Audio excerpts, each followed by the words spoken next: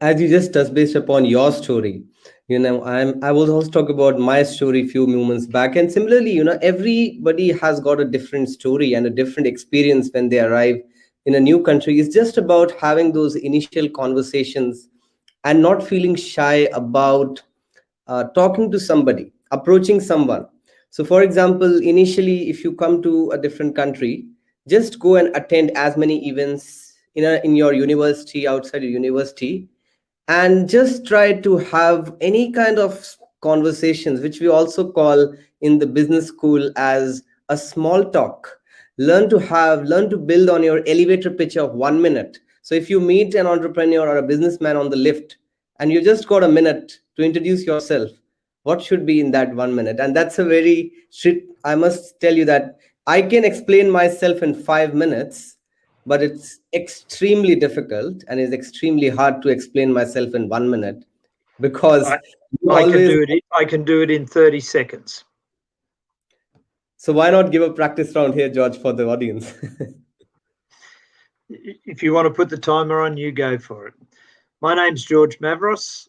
My company's called Etsy Consulting. We explain, teach, and show, and in some cases, implement what needs to be done. We're a multidisciplinary business coaching and advisory service. I specialise in sales, marketing, business development, and intellectual property. It's not what I can do, it's what you need done. I think that was just 24 seconds. So that's a good job, George. You just picked on the most critical points that you are doing.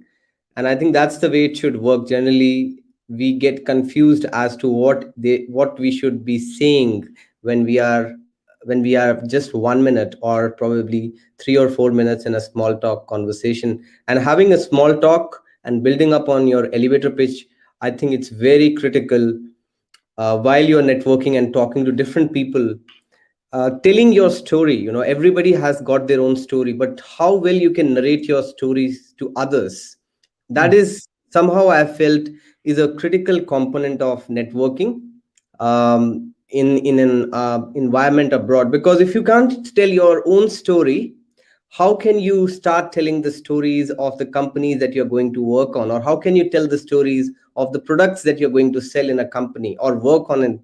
So telling about your own story gives us an idea of how well you can understand your inner self, your own passions, your own goals, and how well you can relate it with the work that you're going to do, isn't it?